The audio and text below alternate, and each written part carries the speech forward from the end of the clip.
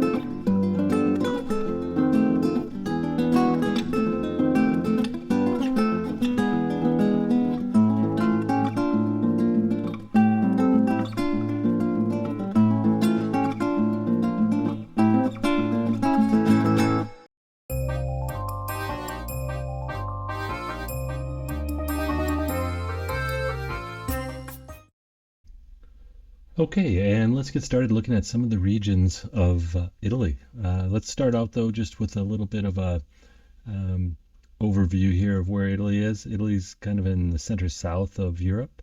You'll see here it's south of the Alps and north of North Africa, Libya, and Tunisia, just north of there, and it's situated off the Mediterranean Sea.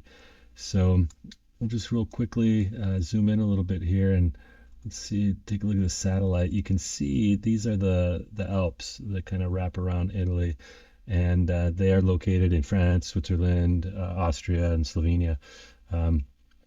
So let's go back here. You can see that border a little easier, and so this is the border with France here. This is the border with Switzerland, and the border with Austria, and the border with Slovenia coming down here. And then other than those 4 countries, Italy is completely surrounded by water. So it's surrounded by 4 seas. So you'll see here's the Ligurian Sea. That's off the coast, the northwest coast of Italy. And then between the islands of Sardinia and the mainland is the Tyrrhenian Sea, between Sicily and Sardinia. And this is Corsica. This belongs to France. And then on the east side of Italy, between Croatia, Montenegro, and Albania is the Adriatic Sea, really beautiful, spectacular sea. And then below the boot, stomping on the Ionian Sea between Greece and Italy. So those are the seas surrounding Italy and the countries surrounding Italy. So you can see there's obviously a lot of coastline. You know what that means to me is when I'm traveling, there's a lot of seafood, a lot of great fresh fish. That's going to be incredible. Lots of beaches. But specifically here in the Mediterranean, that also means incredible history. because you've got Greece, which was dominant in this whole region for a long time, and then you have the Roman Empire after that that was dominant, and that's just more modern times. I mean, you also had Syracuse down here. You also had many outposts along North Africa that were also involved in this area. So really pretty incredible history in this area, which really appeals to me as well. But okay, let's get into the regions of Italy more specifically. I'm going to zoom in just a hair here so we can see these better. So these are the mountainous regions across the top here. So that would be the Valle d'Aosta, Piedmont as well, Lombardy, Trentino-Alto Adige, I think, and then um, Friuli-Venezia Giulia. So this, and then I guess Veneto comes up along the coast as well a little bit, but or along the the mountains. So these are mainly mountain areas up along this border here, um, and I live in the mountains of Colorado, and I get a lot of mountain time, so that's not really appealing to me. And I'm not going to say I'm going to definitely count out all these regions just because of that, because Piedmont actually has a huge area that's flat and agricultural as well. And so that's pretty interesting here. Take a look. So this is Valle d'Aosta right up here. And so this whole area along here is all Piedmont. So this is a lot of agriculture out in here. So and some hill towns, and I guess this area is quite well known for food festivals. Like through the summer, every city is having a festival every weekend for food, and so and it's apparently not really well known for mass tourism. So Turin is the capital of this region here. So yeah, that might be something I'd like to look into, but again, it's quite a ways north, and I'm a little concerned that maybe it'd be cold winters and shorter summer season because of that. It's just maybe milder weather, but we'll see. So the next region to talk about here would be the Riviera of Italy. It's a really spectacular area. So that's Liguria. Right here, you can see this curve here, and its capital is Genoa. So take a look here on Google Maps, Genoa. And one of the real famous places along here is the Cinque Terre. It's really been kind of overrun by tourism, but I was there 20 some years ago. Been there a few times, but really spectacular. So that's the whole area right along here from Monte Rosso down Vernazza, Corniglia, Manarola, Riomaggiore. Those are the Cinque Terre, the five lands. And they're right on steep cliffs. There's a train that connects them through tunnels. There's really almost no roads. I mean, really spectacular. There's a great example. So just to the left of that tower, there's a building with green shutters. I've stayed in that beautiful place, the view to the north. Really, really awesome stuff. So, so that was cool. Really nice to see. Really beautiful area. It's a national park along the coast here, Parco Nazionale della Cinque Terre right here.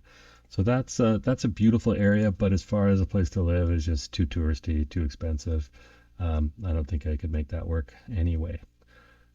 So then moving from Liguria over, we're going to look over here. We talked a little bit about Lombardy. That's capital's Milan, the fashion center of Italy and arguably Europe.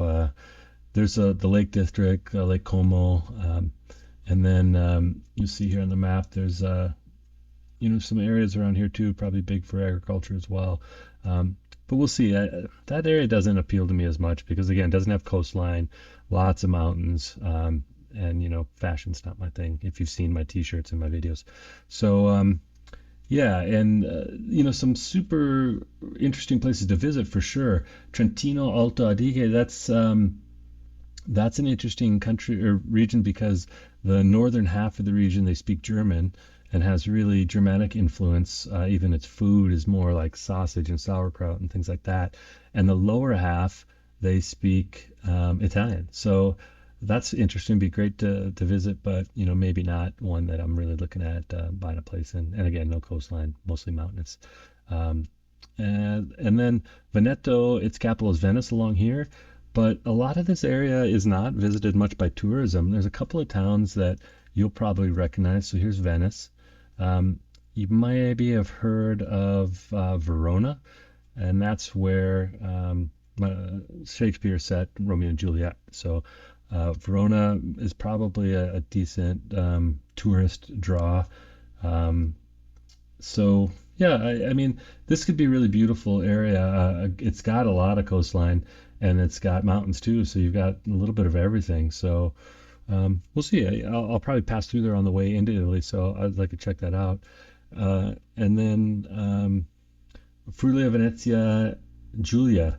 That's another interesting one. So that one also has its uh, quite a blend of cultures because it's got the Italian culture, but it's also borders with Austria. So it has a Germanic kind of Central European feel. And then also it's borders on Slovenia here, so it has a Slavic influence.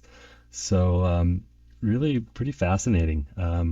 I came through Slovenia last fall when I was on a motorcycle trip. I went through the whole Balkans here, did a big loop through Hungary and Romania and Bulgaria and Greece and Albania and Kosovo, Montenegro, Serbia, Bosnia, Croatia, Slovenia, Austria, back to Czech Republic. So I got to spend some time in Slovenia, and the people were lovely, really beautiful. So that blend of cultures in one region, that sounds pretty appealing to me too. And they have a language that's unique to this region as well. So might want to check that out. So we'll see. Keep it in mind. But I think that's the way I'm going to come down.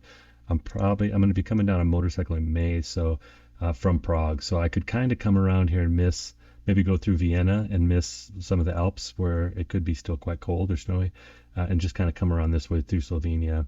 And these are the Julian Alps, so I'd have to come down a little bit further and maybe come around through here. But we'll see. That's something I'm thinking about for my route in May. So there you go. That's kind of most of the northern regions of Italy, and for me, maybe Piedmont. I'd like to look up in there, maybe, but more than likely, what I'm looking for is going to be a little further south. So um, Emilia-Romagna would be a pretty interesting one, actually. I've been to Bologna, so that's um, spaghetti bolognese is what we say in the United States, but I think in Italy they would just call it ragu, like ragu is from Bologna. So that's a really beautiful town right on the edge of the mountains, beautiful history, really quite interesting as well. So I'll probably come right through that area. Um, so I'd like to check that out. Nice big coastline. Well, I think a lot of variety, so that could be a plus as well. So, and then up the next, extremely well-known region would be Tuscany or Toscana in Italian. So that's one where a lot of tourists go as well. And of course, there's been the book Under the Tuscan Sun that was made into a movie and really famous. So a lot of people know about this, and also the birthplace of the Renaissance. So a lot of history there, a lot of famous Italians from this region. I think there's a couple of TV shows, maybe the Borgios or something like that, took place in this kind of region as well. So if you zoom in on the map, you'll kind of see Florence as a capital there. Pisa is also there, so I've been to Pisa. I've also been to Florence. I've also been to Montepulciano. So I've seen quite a bit of this area, but I'd like to go back and see some more. Siena obviously is a very famous city, obviously in Tuscany as well. So this area is spectacular. You can see this darker is higher mountains. So these are lower mountains, rolling hills. You've seen pictures most likely. Here, I'll throw some up on the screen, but rolling hills, villas. I mean, it's incredible. I think when people think of Italy, this is what they think of a lot is Toscana. So yeah, I mean, if I could find something that fit in my price range, that would be pretty spectacular. The other appeal about being up here a little bit further north in Italy is to get to the rest of Europe. It's much more accessible. If you get way down here in Sicily, that's a long ways to go to get just up here to get up and see some friends in Holland or in Czech Republic or wherever I want to go. So we'll see. But Tuscany is definitely on the list. So we'll see. Moving east of Tuscany is Umbria. That's a pretty neat area too. It's got a lot of the kind of rolling hills. It's got Orvieto, I think, is one of them that people have probably heard. I think it's kind of similar landscape to Tuscany, but less crowded because it's not called Tuscany. But that would be a nice place. It's landlocked, as you can see, but again, it's pretty central, so you could get really to either coast pretty quickly. And some pluses of that are maybe properties are a little less expensive, but just as beautiful. So that's on my list for sure. And then over to the right here, you'll see La Marque. That's a interesting one. There's not much going on there. I've actually been there just because there's a port here, a ferry port, Ancona, and I took a ferry from Ancona over to Croatia to split. Years ago, I was traveling from Greece, and normally it'd be easier to go from Greece through Albania up to Croatia, which actually I did last fall when I was on my motorcycle trip. But when I was traveling, I don't know, 15 years ago, travel through Albania was not recommended. It was suggested you didn't go there. So I took a ferry across over to Italy. There's a ferry port here, Brindisi or Bari, both ferry ports, and then I went up the coast to Ancona and took it over to Croatia. But yeah, last fall I went up through here, and a really spectacular coastline. Albania is beautiful. And interesting trivia fact, Albania, I think, has the most Mercedes per capita in the world. It was incredible. Every single person was driving a Mercedes. I mean, it could be a 30-year-old Mercedes sedan, or a Mercedes delivery van, or a Mercedes, car. It was incredible. But yeah, that was neat. But back to Italy. So yeah, La Marque, I think there's not a lot there. It's You can go from coast straight to the mountains really quickly, in some beautiful areas. I think there's not a lot of great public transportation. Maybe it's a little bit more harder to get to. So we'll see. Next up would be Lazio, and that's the region with the capital of Rome. So that's where most people have been if they go to Europe or to Italy. They're going to Rome here, to Lazio, right here in the middle on the west coast. So what's interesting is not only is it the capital of Rome, but it's got a huge coastline. I mean, there's a lot of coastline to see here, and a lot of open landscape and rolling hills, and so there's going to be a lot of stuff here. One plus would be if I'm looking to get over to my place and I can fly into Rome and take some public transportation to where I buy a place, that's super fantastic. Super fantastic, awesome, amazing. That'd make it easy. So we'll see. So yeah, I've been to Rome. I've been to Civitavecchia. I took the ferry from there over to Sardinia, once to Olbia once, a long time ago. But yeah, I'd like to get back and see some more of this area. So that's going to be one of my destinations for sure as I come through. Abruzzo, that's another really beautiful area. A lot of nice coastline along Abruzzo. Mountains come right along through there as well. It's known for some beautiful countryside. There's some mountains, and then a lot of rustic cuisine up and through here that would be more like lamb and mutton. Once you get away from the coast, I'm sure it's seafood along the coast, but up in here in the mountains, and you can see right along here. So just below Ancona, there's Ancona, and then just above the little finger sticking out there on the edge is right along here, Abruzzo. So you can see mountains right here. There's a big national park right here. So it's really appealing, but probably maybe not a place to live, really, just a place to visit and check out.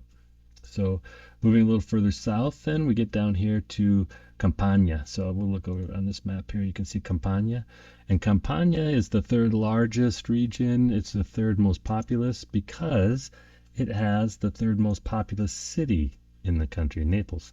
So home of pizza, also home of Mount Vesuvius, which most people have probably heard of when they talk about Pompeii, right here, that was covered by ash after a huge volcanic eruption.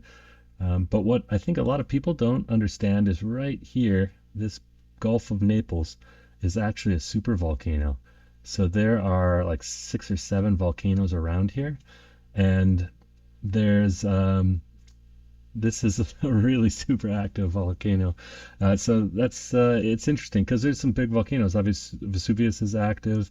The most active volcano in all of Europe is Mount Etna right here in Sicily, and there's 2 other volcanoes on Sicily as well. So yeah, this area is quite has some seismic activity and a lot of volcanic activity as well. But this super volcano is a little, scary, obviously. But what are you gonna do? I mean, there's one place here that's super interesting to me is Herculaneum, I think it's called, and it was basically in Roman times, it was like the Las Vegas of Rome. It's where people would go to gamble and drink, and there are prostitutes. And it was also uh, um, damaged when there was some volcanic activity. So this super volcano has some huge magma chambers underground, obviously.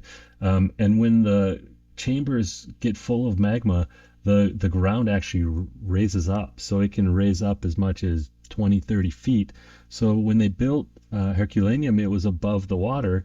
And then at some point, the magma moved into a different chamber and the whole city dropped 30 feet into the ocean. So you can snorkel off the coast here, and you can see walls of the city, and there are like tile mosaic floors of buildings and stuff. So really fascinating to me. I love archaeology, and there's some great archaeology around here, so that appeals to me. And then this coast right here, the Amalfi Coast, is supposed to be really spectacular. I haven't been here. I haven't been to Naples either, but this is a really famous road right along the coast, and I guess any one of these cities is really, really beautiful. So the hills, the house is built right on the hillside, looking at steep cliffs into the sea, and beautiful, ocean and beaches and all that stuff. So this area, in case you can't tell, is really appealing to me. So not necessarily Amalfi Coast, but this region of Campania. So that's going to be one of the places I look for sure. Um, and it's got some national parks right here, varied landscape, mountains here, coast nearby. So Naples is a big city, can fly into it, probably decent public transportation to get to somewhere around. So I'm going to be looking in this area for sure. Definitely interested in that area. Okay, and then to the east of that, kind of the east coast, southeast coast, and the heel of the boot of Italy is Puglia. So if you look right here, Puglia, this huge area down here, uh, for the mainland, this region has the most coastline. So the islands obviously have more, but for a mainland region, this has the most coastline, and it's actually getting quite a bit of interest and a lot of press for tourism. So it's really spectacular. And actually, I have a friend that was just here last week, and she sent me a bunch of pictures, and it looks spectacular. It really looks beautiful. So I'm looking forward to looking at that place. And actually, I think I'll show some real estate in this region. The in an upcoming episode, just so to get an idea kind of what's available out there. But this city here, Matera, is super beautiful. Sent me pictures of that, stone buildings and on a hill and kind of everything I'm looking for.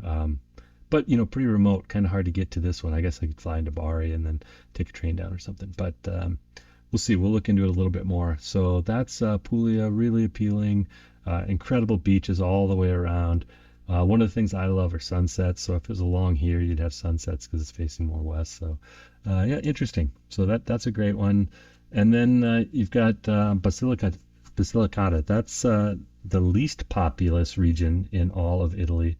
It has a lot of stone buildings and cities. Let me see if I can see a picture of one of them here.